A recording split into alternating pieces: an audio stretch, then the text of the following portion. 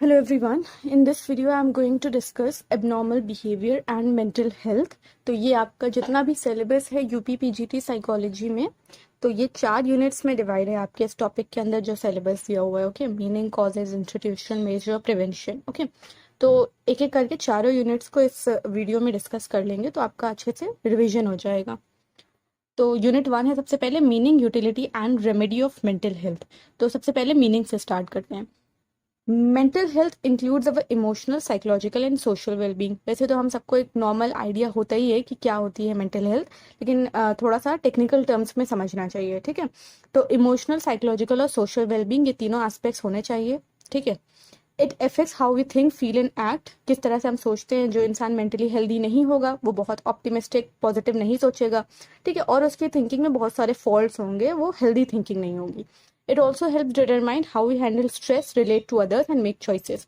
ठीक है, एक जो मेंटली हेल्दी पर्सन होता है उसको स्ट्रेस से डील करना आता है, कोप अप करना आता है, किस तरह से लोगों से मिलना जुलना है, ये सब आता है. ठीक है, वो अपनी चॉइसेस, डिसीजन मेकिंग, ये सब कर सकता है.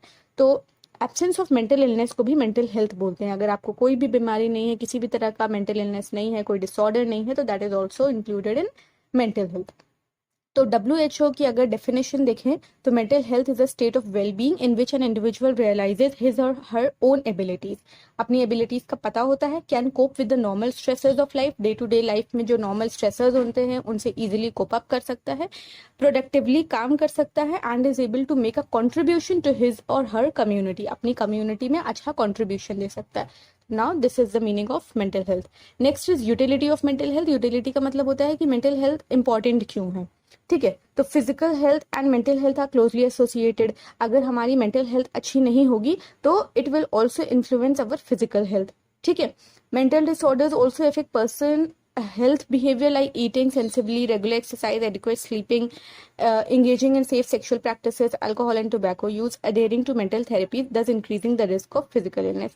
mental disorders से ये सारी चीज़ें होती हैं कि हम अच्छा खा नहीं पाते हैं, एक्सरसाइज नहीं होती है, कोई एडिक्वेट स्लीप, अच्छी स्लीप नहीं होती है.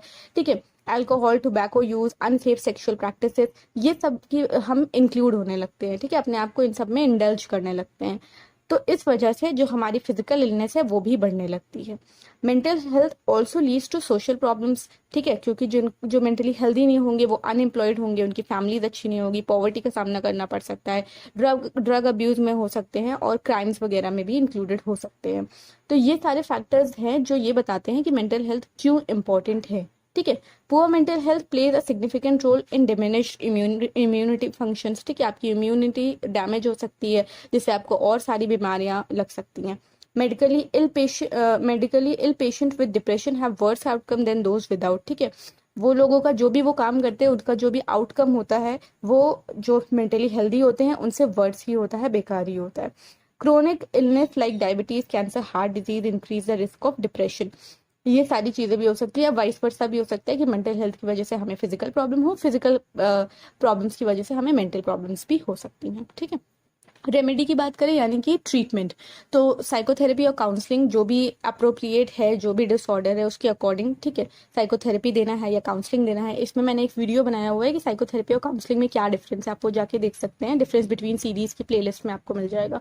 देन प्रिस्क्रिप्शन मेडिसिन, अगर कोई बहुत ज़्यादा ज़रूरत है तो मेडिसिन भी लेनी चाहिए. सपोर्ट ग्रुप्स का मतलब होता है एक तरह से कि आप ही जैसे जो लोग होंगे. ठीक है, या इस तरह के एक हम इन्वायरमेंट क्रिएट करते हैं जिसमें 4-5 लोग होते हैं. ठीक है, वो सब अपनी अपनी प्रॉब्लम्स डिस्कस करेंगे. अगर आप में से किसी ने the fault in our stars देखी होगी तो उसमें जो मेन कैरेक्टर है वो सपोर्ट ग्रुप में जाती है. ठीक है, तो वही चीज़ है कि इतने सारे लोग होते हैं, सब अपनी प्रॉब्लम्स डिस्कस करते हैं. तो ये बहुत ज़्यादा साइकोटिक जो डिसऑर्डर्स होते हैं उनके साथ नहीं किया जा सकता है क्योंकि वो खुद ही अपने सेंस में नहीं होते हैं. लेकिन जो थोड़े से नॉर्मल लोग हैं, डिप्रेशन के लोग हैं या इस तरह के हैं, तो उनके साथ ये सपोर्ट ग्रुप वाली चीज़ करी जा सकती है. दूसरी थेरेपीज लाइक योगा, मेडिटेशन. ठीक है, दूसरी जो क्रिएटिव थेरेपीज हैं वो सब यूज़ किया जा सकता है. ECT दिया जा सकता है, इलेक्ट्रोकन्वल्सिव थेरेपी इसको बोलते हैं. ठीक है, या तो ब्रेन स्टिमुलेशन थेरेपी, शॉक वाली जो थेरेपी होती है वो देते हैं. लेकिन ये लास्ट ऑप्शन होता है, जल्दी नहीं दिया जाता है किसी को. अगर कोई भी ट्रीटमेंट नहीं हो रहा है सक्सेसफुल, तब लास्ट ऑप्शन ये होता है.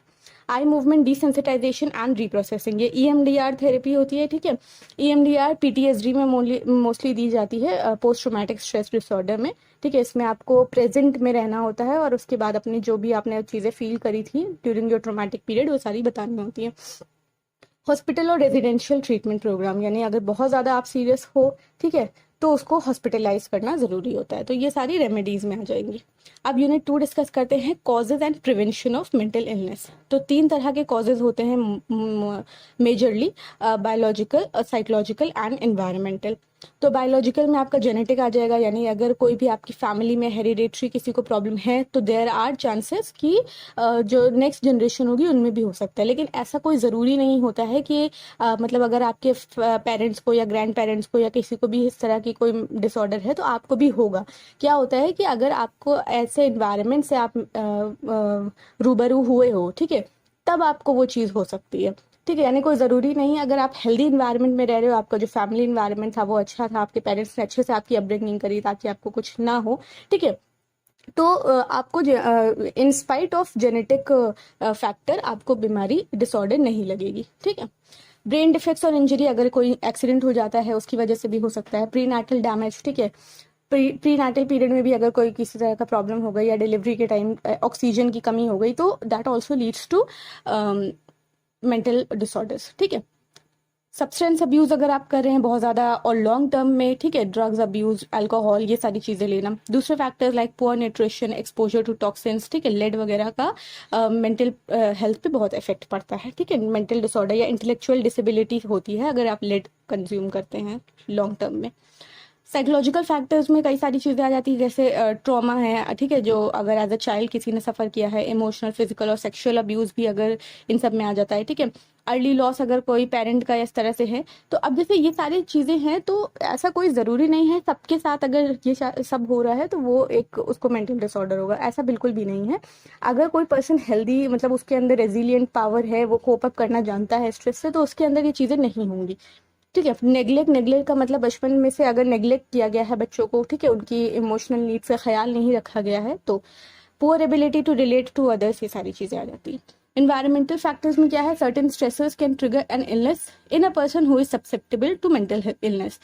जो मेंटल इलनेस से सब्सेप्टेबल है, ठीक है, जिनके अंदर चांसेस हैं, जिनका जेनेटिक कोई है या उनके साथ कोई साइकोलॉजिकल फैक्टर है कुछ, तब अगर इन्वायरमेंटल फैक्टर इस तरह के हों तो देयर आर लाइकलीहुड कि आपको मेंटल डिसऑर्डर डेवलप हो सकता है। ठीक है। डेथ या divorce, dysfunctional family life, feeling of inadequacy, low self esteem, anxiety, anger, loneliness, ये सारी चीज़ें, चेंजिंग जॉब्स और स्कूल, सोशल और कल्चरल एक्सपेक्टेशंस। ठीक है।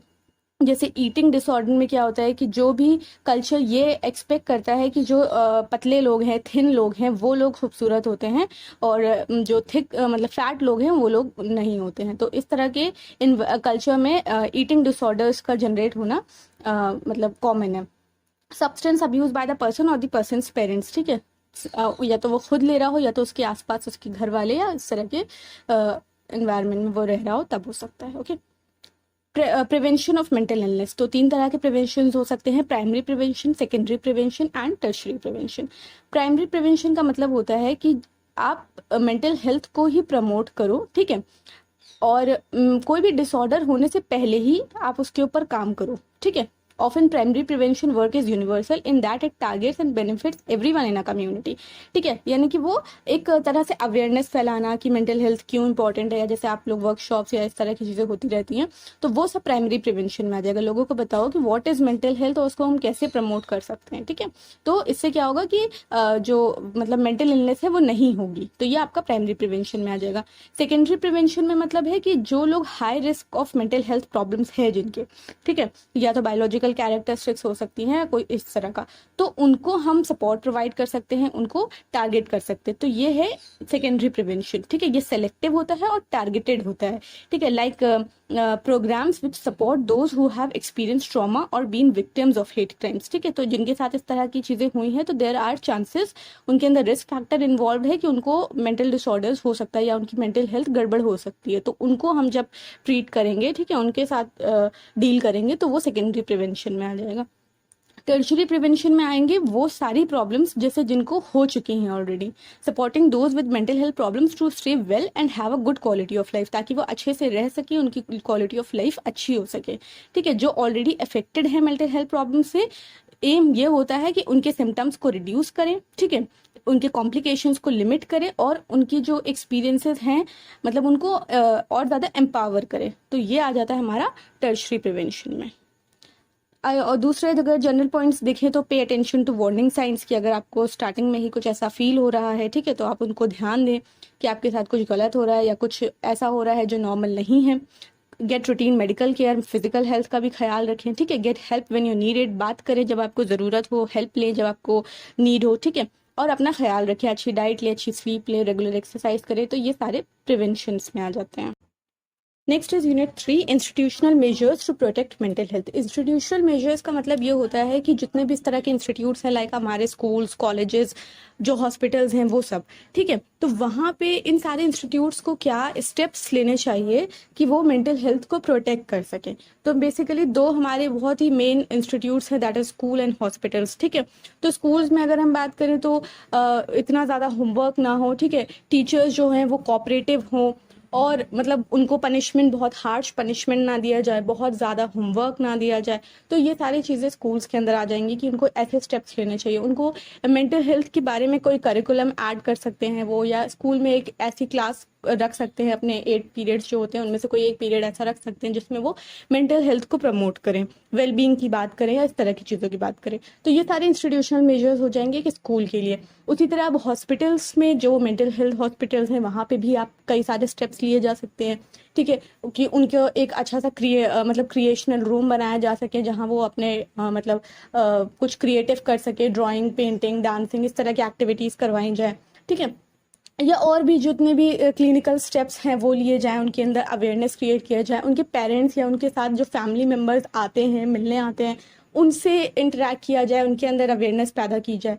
तो ये सारी चीज़ें हैं जो एक हॉस्पिटल कर सकता है टू प्रोटेक्ट मेंटल हेल्थ, ठीक है। ऑल दो वहाँ पे ऐसे लोग हैं जिनकी मेंटल हेल्थ अच्छी नहीं है, लेकिन स्टिल वो इस तरह के स्टेप्स ले सकते हैं to promote mental health in their patients, okay.